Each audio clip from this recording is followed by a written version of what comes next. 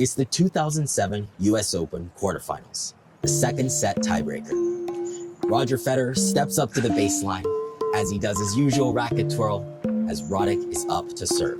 Roddick tosses the ball up and smashes a whopping 140-mile-per-hour serve right into Federer's backhand. And just before you could even blink, Federer returns it back, perfectly placed at his feet with frightening speed, barely giving him a chance to land. Federer went on to win this game, then the match, and then the rest of the tournament. But we still have one unanswered question.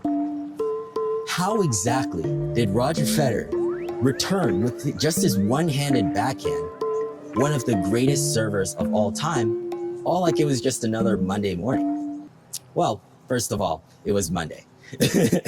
But in all seriousness, the one-handed backhand return is a lot more difficult than its two-handed counterpart. It's obviously more difficult to stabilize without the assistance of the top hand, the grip change is a lot more difficult, and timing becomes critical as a late contact is one of the leading culprits of shanks and injuries. So then what are we supposed to do here? Are we supposed to resort to hitting a slice or, switch to the two-handed backhand even if it's just for the return? Or do we give it up entirely? If this is you, I feel your pain, and I've got you. So in this video, we're gonna cover step by step how to master that one-handed backhand return so you're putting them on the defense on return. Let's go.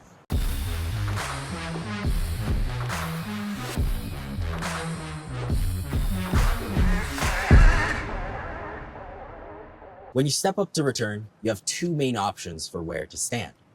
One, you can either stand forward and catch the ball as it rises, or two, you could stand back where you wait for the ball to begin to drop and lose a lot of speed.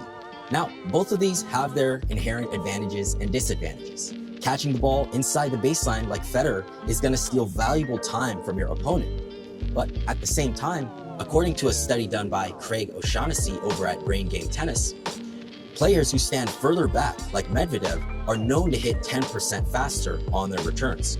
But whatever you go with here, try not to stand right in that position where the ball reaches its apex or its highest point, especially if that's above your shoulder. But the one-handed backhand, above the shoulder is like our kryptonite, so we want to avoid that at all costs. Now, when timing your split step, it's very difficult to go purely based on when someone makes contact or when the ball bounces. There's just too much variation here based on what kind of serve they're hitting or how fast they're hitting. But no matter what, you want to optimize your split step around one central thing. Basically, when you split step, the whole reason you do it is to load your lower body muscles, your prime muscle motors, with elastic energy to be able to explode into the shot. Once you do that, the muscles are pre-stretched, loaded up, and ready to pounce. So right here, you don't want to be too early with this to the point where you have a lot of time after your split and you're just waiting to get into position. But you also don't want to be too late where you end up feeling rushed. So a good way to time your split step here is to actually begin your split step as your opponent begins their upward swing. Now, as soon as you land, the next thing you're going to do is a quick reaction step in the direction you're moving based on how much momentum you have and where you're trying to get to. This is basically the step right after your split. Now, there are three main types of reaction steps that you can do after your split step. The most common is the pivot step. This is basically where after your split, you're going to initiate the movement with the outside foot by executing a pivot step in the direction that you're moving.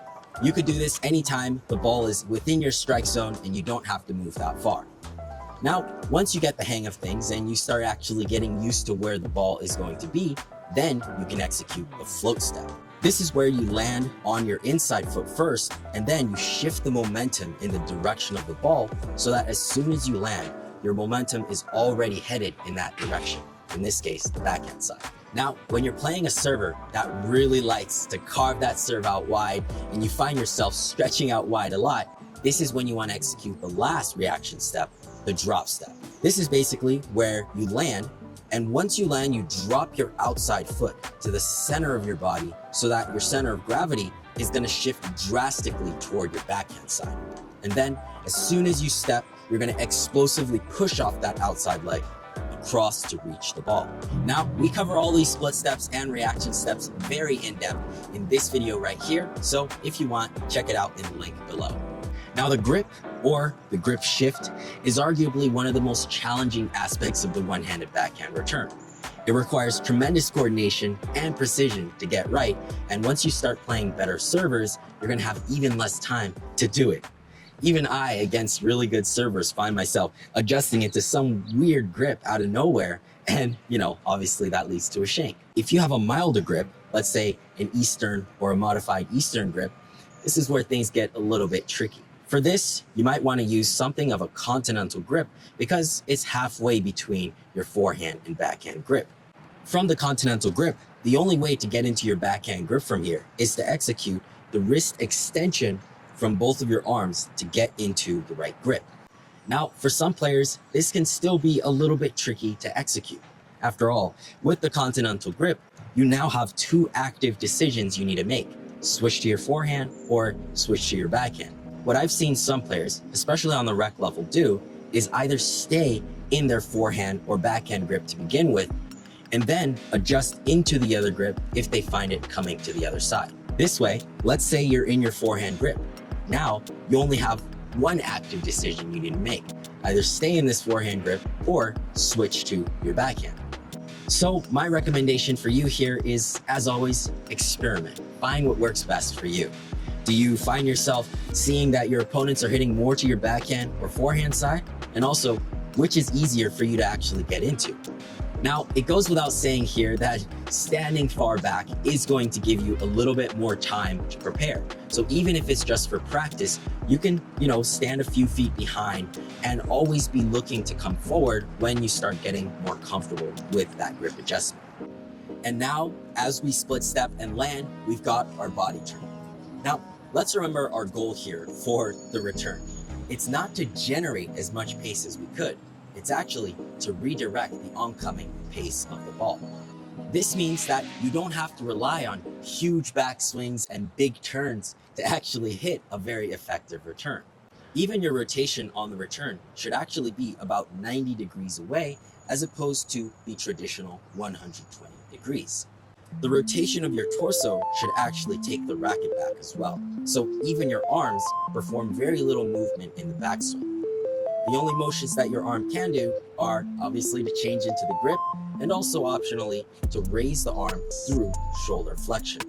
Now, as we begin to swing forward, things start to change. You might think that with a big rotation away, we're going to do just the same and turn it back into contact. But quite the contrary. When you take a look at the pros, you'll see that there's very little torso rotation going on, and instead, the racket is actually taken forward from the shoulder. So, as we say with our volleys, you want to turn with the body and swing forward with the shoulder. All right, now to the juicy part. The return of serve is generally hit in three ways. First, we've got the traditional drive return. This is obviously my personal favorite, as you get a chance to drive the ball deep at the baseline at your opponent's feet with a lot of good penetration. With this, you want to execute two motions. First, you're going to execute a combination of horizontal shoulder abduction, which is going to be bringing your arm to the side. We're going to call this the reverse chest fly motion. And the second is going to be shoulder flexion, which is raising your arm in front of your body. And you could basically do as much of this as you need, so long as your grip is closed off. And you'll actually notice Federer doing this sometimes, where against taller servers like Isner hitting kick serves, he's going to actually execute this shoulder flexion until it gets too high to a point where you're going to start to execute a slice. Now, with this shot, there usually isn't a lot of external rotation going on. So instead of the racket following through all the way around like this, as you traditionally see, you'll actually see a lot more of the racket tip pointing up at the finish, or sometimes even to the side. Which brings me to the next type of return, the block return. Now this one is especially common for first serves or flat serves because they're coming a lot harder. You're not going to have nearly as much time to prep or swing, so instead, just take advantage of their pace, especially if it's coming right to you, and you'll instantly start to see you'll catch them off guard. Your goal here is to redirect the ball's pace and actively shorten your follow through. Now this is very similar to the volley, where you want to actively focus on decelerating and finishing very compact. This is going to add control and variation to your return. Now, the main focus with this return is to focus on catching the ball instead of hitting it. What this means here is you're going to focus on the incoming ball, making contact with your strings instead of focusing on where you should be hitting it. Last but certainly not least, we've got the slice chip return. Now, this is going to be, again, for really fast serves where you don't have a lot of time to react. And especially if you're already in the continental grip, you're going to just take that back and shorten the follow through. You could see this done effectively by Wawrinka or pre-2015 Federer as well.